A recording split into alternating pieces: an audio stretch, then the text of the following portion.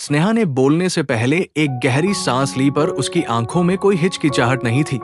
जिस रेस्टोरेंट में वह आरव के साथ बैठी थी वो यादों से भरा था। गुजरे हुए जन्मदिन, छोटे छोटे जश्न और वो आम बातें जिन्होंने सालों से मिलकर एक जानी पहचानी दिनचर्या बना दी थी। आरव के लिए ये जश्न मनाने की एक और रात थी, पर स्नेहा के लिए ये बात को शब्दों में बयां करने का पल था जो खामोशी से उसके अंदर पनप रही थी। उसने अपनी गोद में रखे नैपकिन को ठीक किया सीधे, अपने पति की आंखों में देखा और एक ऐसी शांति के साथ जो उसके कहे जाने वाले शब्द दो के वजन से बिल्कुल अलग थी, पूछा कि क्या उसे महीनों पहले किया गया वादा याद है। आरव जो आराम से बैठा था और जिसे आने वाले तूफान का कोई अंदाजा नहीं था, उसने बिना सोचे समझे जवाब दिया। उसने कहा, वह कुछ भी मांग सकती है। तब स्नेहा नाटकीय ढंग से रुकी। उसने अपने हाथ सीने पर बांधे और मजबूती से कहा, तुमने कुछ भी देने का वादा किया था, याद है। खैर, मैंने इस बारे में बहुत सोचा है और मैंने फैसला कर लिया है। आरव अब भी मुस्कुरा रहा था, ये जानने को उत्सुक था कि वो क्या मांगने वाली है, जब तक कि स्नेहा ने वो बम नहीं फोड़ दिया। उसके मुंह से निकले शब्द हवा को किसी चाकू की तरह चीर गए। उसने रोहन के साथ एक रात मांगी, जो एक हॉकी प्लेयर था और हाई स्कूल में उसका क्लासमेट रह चुका था। उसने ये बात मजाक में या किसी कल्पना की तरह नहीं कही थी। अगर आपको ऐसी सच्ची दिल को छू लेने वाली कहानियां पसंद है तो अभी लाइक करें, शेयर करें और बिंदास स्टोरी चैनल को सब्सक्राइब करना न भूलें। उसने ये प्रस्ताव मेज पर ऐसे रखा जैसे ये कोई मामूली बात हो, जैसे ये जन्मदिन का एक जायज तोहफा हो। उसने बताया कि वो किराने की दुकान पर संयोग से उससे से मिली थी, कि उसने इकरार किया था कि उसके दिल में अब भी स्नेहा के लिए जज्बात है और उसने इतने सालों से इस प्यार को चुपचाप सहज कर रखा है। उसने कहा कि उसने ये साफ कर दिया था कि वो शादीशुदा है, लेकिन रोहन ने सिर्फ एक रात के लिए जिद कि उसने इस बात पर जोर दिया कि उसके लिए एक पुराने अध्याय को बंद करने जैसा था, अतीत का एक टुकड़ा जिससे उसे आगे बढ़ने के लिए सुलझाना जरूरी था। आरव खामोशी से एक एक शब्द सुनता रहा। उसकी पहली प्रतिक्रिया गुस्सा नहीं बल्कि अविश्वास थी। वो एक ऐसे मंदिर का सामना कर रहा था जिसकी उसने कभी कल्पना भी नहीं की थी। उसकी कई बातें सालों की साझा जिंदगी को बिखेर रही थी और उनके बनाए भरोसे को एकतरफा खेल में बदल रही थी।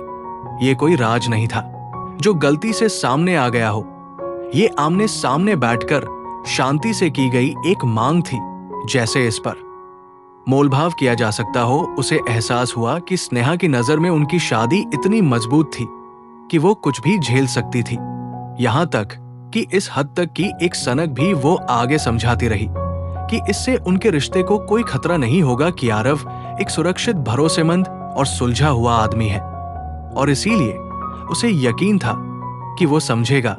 उसने ऐसे शब्दों का इस्तेमाल किया जो उसके लिए सफाई की तरह थे, लेकिन आरव के लिए वे किसी चोट की तरह थे। सबसे भारी बात सिर्फ ये मांग नहीं थी, बल्कि उसके बोलने का तरीका था, जिसमें एक सोची समझी ठंडक थी, जैसे उसने पहले ही तय कर लिया हो कि कोई भी चीज उसका मन नहीं बदल सकती। फिर स्नेहा ने अपनी कुर्सी पीछे खिसकाई और खड़ी हो गई, ये कहते हुए कि उसने उसी रात के लिए मुलाकात तय कर ली है। चूंकि उसे जन्मदिन की एक इच्छा मांगने का हक ही उठा, उसने उसे उसी वक्त इस्तेमाल करने का फैसला किया था। आरव को प्रतिक्रिया देने का कोई मौका दिए बिना उसने अपना पर्स कंधे पर डाला और रेस्टोरेंट से ऐसे शांत भाव से बाहर चली गई जैसे किसी रोजमर्रा के काम के लिए जा रही हो। आरव अपनी जगह पर जमा रह गया, अपने आधे भरे वाइन के गिलास और उन अछूती प्लेटों को घूरता रहा, जिनका अब कोई मतलब नहीं था। उसका जाना सिर्फ एक डिनर का अंत नहीं था, ये सालों के उस रिश्ते का खामोश पतन था जिसे वे एक मजबूत इतिहास मानते थे। जैसे जैसे मिनट बीतते गए, उसने जो कुछ हुआ था उसे समझने की कोशिश की। उनके रिश्ते की हर याद आज के पल से टकरा रही थी, जिससे इशारों, वादों और आदतों का एक उलझा हुआ कोलाज बन रहा था। दूसरे खास मौकों पर उसके साथ हंसती हुई उसकी तस्वीर अब किसी दूसरे आदमी से मिलने के लिए दूर जाती उसकी छवि से बुरी तरह टकरा रही थी। ये सिर्फ बेवफाई से ज्यादा था। ये एक संदेश था कि वो कौन थी, और वो उनकी शादी के बारे में क्या सोचती थी, आरव को लगा कि वो एक ऐसे मोड़ पर थे जहां से वापसी मुमकिन नहीं। उस पल वो समझ गया कि जो जिंदगी वो अब तक जानता था वो खत्म हो चुकी है। उसने महसूस किया कि कोई भी जल्दबाजी भरी प्रतिक्रिया सिर्फ एक ऐसे चक्र को हवा देगी जिसका वो अब हिस्सा नहीं बनना चाहता था। वो खामोश रहा, लेकिन ये खामोशी मंजूरी नहीं थी। ये एक फैसला था, एक धीमी लेकिन निश्चित पसंद कि वो फिर कभी पहले जैसा नहीं रहेगा। और जैसे जैसे वेटर्स उसके आसपास से प्लेटें और गिलास हटा रहे थे, उसने चुपचाप उस रास्ते की पहले कदमों की योजना बनानी शुरू कर दी जिससे वो अभी तक नहीं जानता था। लेकिन बहुत समय बाद पहली बार वह रास्ता पूरी तरह से उसका अपना होगा। वह पल सिर्फ एक अलगाव की शुरुआत में ही था। ये एक ऐसा लम्हा था जब आरव ने अपनी शादी की सच्चाई का सामना किया, एक ऐसी सच्चाई जो लड़ाइयों, बहस हो या संकटों से नहीं बल्कि एक ऐसी मांग की शांति इजहार से सामने आई थी, जिसे ऐसे पेश किया गया था जैसे वो कोई मामूली बात हो। वो जन्मदिन जिसे एक साथ एक और साल का जश्न मनाना चाहिए था, एक अलग कहानी का शुरुआती बिंदु बन गया। एक ऐसी कहानी जो दो लोगों ने नहीं बल्कि एक आदमी के खामोश बदलाव की कहानी थी, जिसे अचानक एहसास हुआ कि शादी में उसकी भूमिका एक मामूली डिटेल तक सिमटकर रह गई। आरव खामोशी से घर लौटा जैसे उसके अपने ही शरीर में दुनिया को खामोश कर दिया हो, ताकि वहां सिर्फ अपनी सांसें सुन सके। उसके विचार पूरी तरह से नहीं रहे थे, लेकिन फैसला उसके अंदर पहले ही हो चुका था। उसने सामने का दरवाजा खोला, लिविंग रूम से गुजरा और सीधा बेडरूम में चला गया। उसे ज्यादा सोचने की जरूरत नहीं थी। ऐसा लगा जैसे उसे पहले से पता था कि क्या करना है।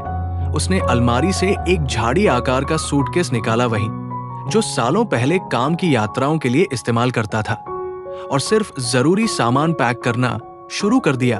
2 जोड़ी जीन्स, कुछ टी शर्ट, एक जैकेट, उसके दस्तावेज, उसका लैपटॉप और आखिर में उसका आर्किटेक्चरल फोटोग्राफी का सामान, वो उपकरण जो ने तब से सहज कर रखे थे जब से स्नेहा ने इसे समय की बर्बादी का हाथ था। जैसे ही उसने कैमरा को उसके बैग में रखा, उसे सालों में पहली बार आजादी जैसा कुछ महसूस हुआ। वो ऑफिस गया, उनके जॉइंट बैंक खाते में लॉगिन किया और सारे पैसे एक व्यक्तिगत खाते में ट्रांसफर कर दिए जो उसके पास पहले से था, लेकिन वो उसका इस्तेमाल कम ही करता था। उसने सोशल मीडिया में लॉगिन किया, पुरानी पोस्ट डिलीट की, पासवर्ड बदले, कपल फोटोज हटाए और डिजिटल निशान मिटा दिए। ये प्रक्रिया ठंडी थी लेकिन बेरहम नहीं। हर क्लिक का एक मतलब था, एक जरूरी कटौती। 2 घंटे से भी कम समय में उसकी ऑनलाइन जिंदगी अब उनकी शादी का विस्तार नहीं रह गई थी। वो घर में घुमा, ये जांचते हुए कि उसे और क्या ले जाना है। उसने भावनात्मक चीजों को, प्रेम की हुई तस्वीर, साझा की गई किताबों को नजरअंदाज कर दिया। जो कुछ भी हम का प्रतिनिधित्व करता था, जो उन्होंने बनाया था, वो पीछे छूट गया था। वो उस आरव का हिस्सा था जो वही खत्म हो गया था। उसने अपनी कार की चाबियां उठाई, सामने के दरवाजे पर ताला लगाया और बिना कोई नोट छोटे उसी मजबूती के साथ बाहर निकल गया जो स्नेहा ने कुछ घंटे पहले दिखाई थी। लेकिन उसकी मंजिल कोई जल्दबाजी में तय की गई मुलाकात नहीं थी। उस दिन एक नई शुरुआत थी। वो घंटों तक गाड़ी चलाता रहा, जब तक कि उसने राज्य की सीमा पार नहीं कर ली। पेट्रोल भरवाने के लिए रुका, जल्दी से कुछ खाया, फिर तब तक दी चलाता रहा जब तक कि वो गोवा नहीं पहुंच गया।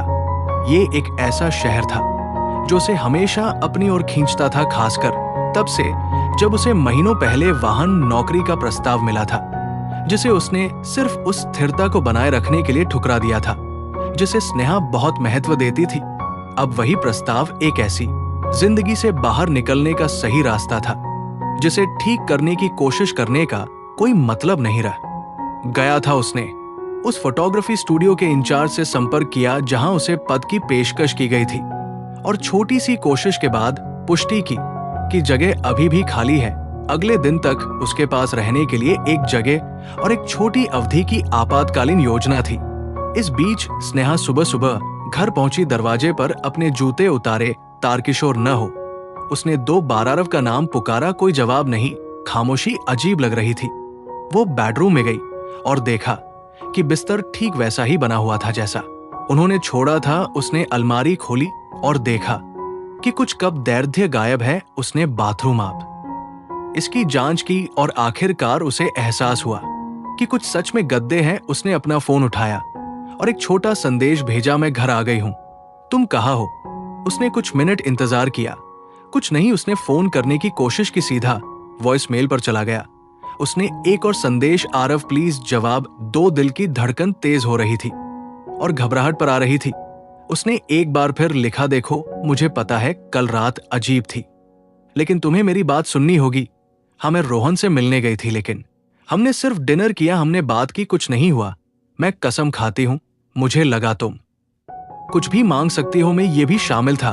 मुझसे गलती हुई, मुझे लगा तुम समझ जाओगे, प्लीज मुझे माफ कर दो, घर आ जाओ, चलो बात करते हैं। ये भेजने के बाद वह स्क्रीन को घूरती रही, दो नीले जय कुमार के आने का इंतजार करती रही, लेकिन मैं कभी नहीं आए। घंटे बीत गए और उसका फोन खामोश रहा। कोई जवाब नहीं, कोई रसीद नहीं। अगले दिन स्नेहा भारी आंखों से उठी और आरव के सबसे करीबी दोस्तों को फोन किया। सबने एक ही जवाब दिया, किसी को नहीं पता था कि वो कहाँ है। उसने उसकी माँ, उसके भाई, पुराने सहकर्मियों को फोन किया, कोई सुराग नहीं। उसने सोशल मीडिया, ईमेल, बैंक खाता चेक किया, खाली। आखिरकार उसे समझाया, आरव चला गया था शांत होने के लिए, नहीं ब्रेक लेने के लिए, नहीं, बस उसकी जिंदगी से गायब हो गया था। कोई चीख पुकार नहीं, कोई बहस नहीं, कोई गुंजाइश नहीं छोड़ दी गई थी। उसकी सजा खामोशी और हर मौजूदगी होगी। जब आरव नए शहर में पहुंचा तो उसने एक छोटा लेकिन काम का अपार्टमेंट किराए पर लिया। लग्जरी नहीं, लेकिन फिर से शुरुआत करने के लिए काफी था। उस जगह में कोई याद नहीं थी, कोई अनचाही चीजें नहीं थी। ये तटस्थ था, लगभग खाली, और उसे ठीक इसी की जरूरत थी। पहले कुछ दिनों में उसने खुद को काम में झोंक दिया। स्टूडियो बाधा नहीं था, लेकिन यह रचनात्मक स्वतंत्रता देता था, और उसने जल्दी ही अपनी प्रतिभा साबित कर दी। उसने छोटे छोटे कामों से शुरुआत की, व्यावसायिक इमारतों की तस्वीरें, शहरी नवीनीकरण परियोजनाओं और स्थानीय वास्तुकला पत्रिकाओं के लिए इंटीरियर की तस्वीरें। जल्द ही उसकी तकनीकी नजर और संवेदनशीलता ने ध्यान आकर्षित किया। उसकी तस्वीरों में गहराई, अनुपात और एक ऐसी सुंदर साथी जो आम धड़ से अलग थी। जैसे जैसे हर पूरे हुए काम के साथ उसका आत्मविश्वास बढ़ता गया, आरव ने अपने खुद के प्रोजेक्ट विकसित करनी शुरू कर दिए। उसने स्टूडियो छोड़ दिया, अपना खुद का व्यवसाय स्काईलाइट आर्किटेक्चरल फोटोग्राफी शुरू किया और सीधे ग्राहकों के साथ काम करने लगा। उसने एक पोर्टफोलियो, वेबसाइट, पेशेवर सोशल मीडिया और एक सुसंगत विजुअल पहचान में निवेश किया। उसने ऐतिहासिक और आधुनिक इमारतों की एक सूची बनाई, जिसमें और सामान्य कोनों और उन विवरणों को कैद किया गया जो जल्दबाजी में देखने वाली आंखों से ओझल हो जाते थे। कंपनी का नाम संयोग से नहीं चुना गया था। ये क्षितिज की ओर देखने के बारे में था, उस ओर जो पतन के बाद आता है। जैसे जैसे उसका करियर गति पकड़ डीटीएच रहा था, वो उस व्यक्ति से फिर से जुदा गया जो वहां बनना बंद कर चुका था। वो गैलरी के उद्घाटन में लौटने लगा, प्रतियोगिताओं में भाग लेने लगा और उसे उद्योग की पत्रिकाओं के लिए लेख लिखने के लिए आमंत्रित किया जाने लगा। हर छोटी जीत के साथ वो और ज्यादा पूरा महसूस करता। बहुत समय बाद पहली बार कोई भी उसके पंख काटने या उसकी इच्छाओं पर सवाल उठाने की कोशिश नहीं कर रहा था। नेहा की अनुपस्थिति अब एक खालीपन नहीं थी, ये बढ़ाने के लिए जगह थी। उस रात का दर्द अभी भी मौजूद था, लेकिन अब ये सब कुछ निगल नहीं जाता था। ये एक प्रक्रिया का हिस्सा बन गया था। आरव अब समझ गया था कि उसने स्थिरता को ठहराव समझ लिया था और दूसरों को नाराज करने के डर से आराम से रहना उसे सिर्फ खुद से दूर ले गया था। उसके जाने के बाद प्रेमिका की खामोशी ने उसे हैरान नहीं किया। वो जानता था कि उसके लिए वो हमेशा वही आदमी रहेगा जो कुछ नहीं करेगा, जो शांति से कुछ भी स्वीकार कर लेगा। लेकिन यहां इसका सबूत था। उसने दूसरे आदमी के साथ एक रात मांगी थी। उसने अपनी पूरी जिंदगी फिर से बना ली थी और उसने ये अपनी आवाज उठाए बिना किया था। दिन बीतते गए और स्नेहा कोई जवाब खोजने की कोशिश करती रही। उस आरव की मां को फोन किया। इस बार दूसरी तरफ से आवाज रुकी थी, जो पिछली किसी भी बातचीत से अलग थी। बिना किसी हिचकिचाहट के उसकी सास ने कहा, कि वो जानती है कि क्या हुआ था, कि आरव ने उसे सब कुछ बता दिया था। और सबसे महत्वपूर्ण बात, ये साफ कर दिया था कि वो नहीं चाहता कि उसे ढूंढा जाए। उसने कहा है कि तुम उसके फैसले का सम्मान करो और उसे खोजने की कोशिश न करो। उसे इसकी जरूरत है शब्द एक आखिरी बार की तरह लगे। स्नेहा ने बहस करने की कोशिश की, इस बात पर जोर देते हुए कि कोई विश्वासघात नहीं हुआ था, कि ये सब एक गलतफहमी थी। लेकिन उसकी मां ने दोहराया, उसे पता है कि क्या हुआ था। और ये काफी था। हफ्ते बीत गए, खामोशी एक आदत बन गई, जब तक कि एक दिन डाक में एक लिफाफा आया जिस पर एक कानूनी फर्म का नाम था। अंदर उसे तलाक के कागजात मिले। सब कुछ पहले से ही उसकी तरफ से हस्ताक्षरित था, जिसमें तारीखें, धाराएं और शर्तें स्पष्ट रूप से परिभाषित थी। कोई नोट नहीं था, कोई स्पष्टीकरण नहीं था, बातचीत की कोई गुंजाइश नहीं थी। वो लिविंग रूम में उन दस्तावेजों को अपनी गोद में लेकर बैठी रही कि आंखों में आंसू थे। उसका अभिमान घायल था और एक ऐसा पछतावा था जो अब कुछ भी नहीं बदल सकता था। वो चुपचाप रोई, सिर्फ शादी के खत्म होने के लिए नहीं, बल्कि ये मान लेने के लिए कि उसके पास हमेशा उस चीज को ठीक करने का समय होगा। उसने खुद तबाह किया था। ठीक उसी वक्त उसे समझाया कि कुछ फैसलों की कीमत हमारी कल्पना से कहीं ज्यादा होती है, और कुछ विदाई ये कभी नहीं बताती कि वे अलविदा कब बन जाती है।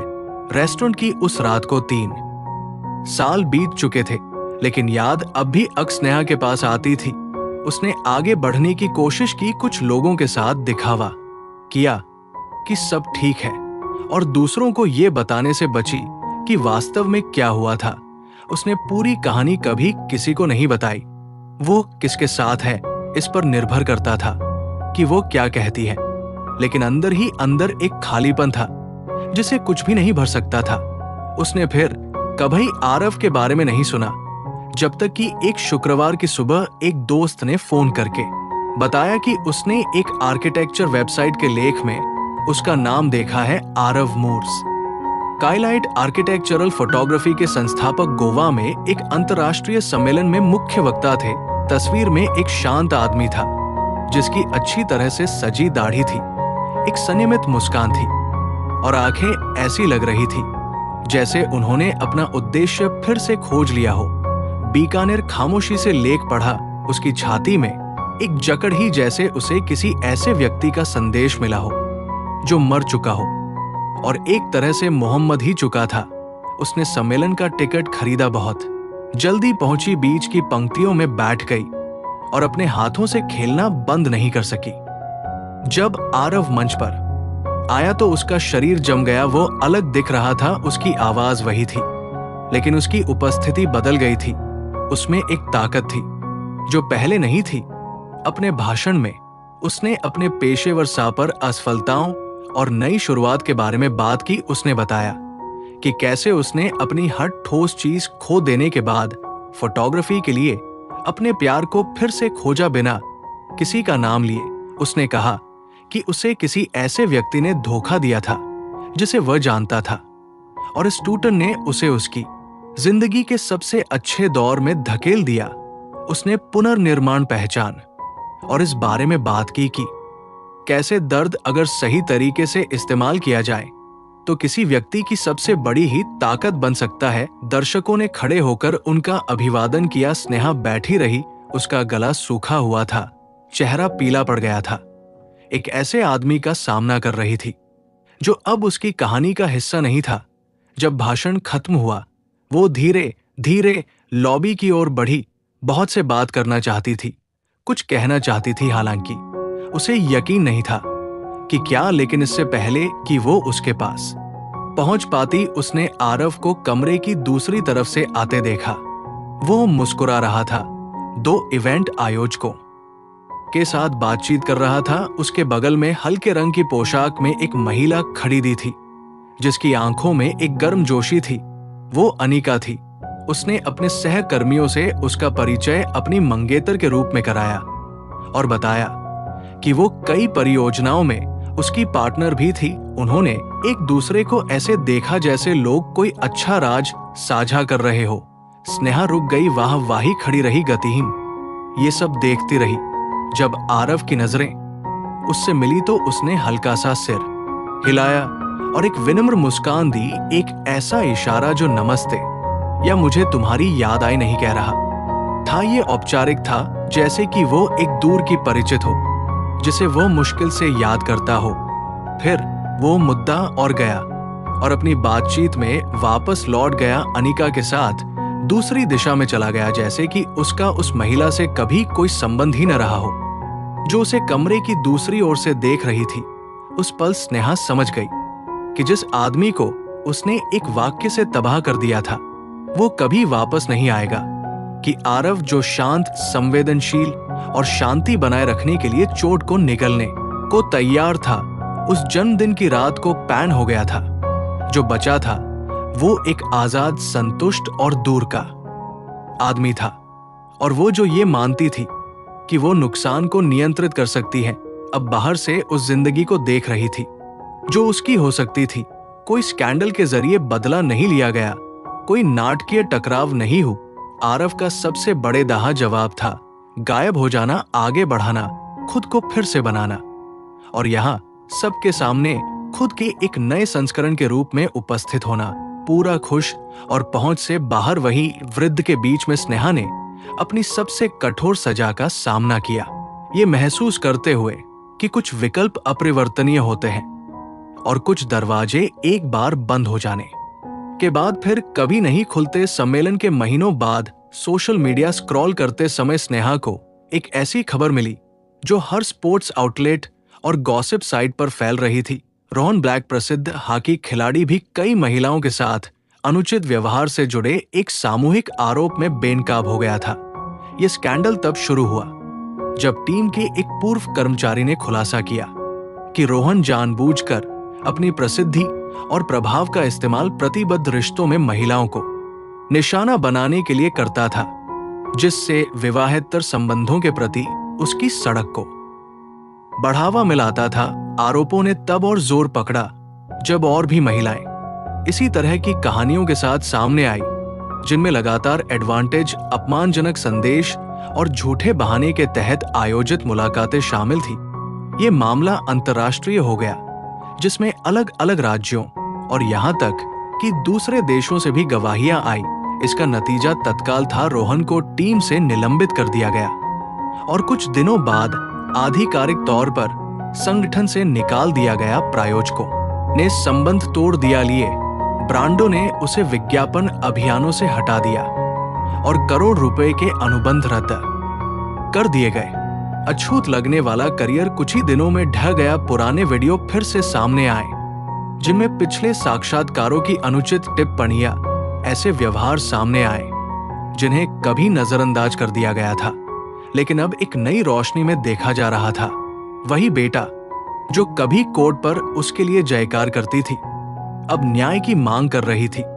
और रोहन का नाम स्कैंडल और सत्ता के दुरुपयोग का पर्याय बन गया। मूर्ति गिर गई और उसका पतन सार्वजनिक शोर, शराबे वाला और अंतिम था। स्नेहा ने अपनी छाती में एक गार्ड के साथ रिपोर्ट की हर पंक्ति पढ़ेगी तस्वीरें, स्क्रीनशॉट और गवाहियां उस अल्पना को ध्वस्त करती हुई लग रही थी जिसे उसने खुद सालों पहले पाला था।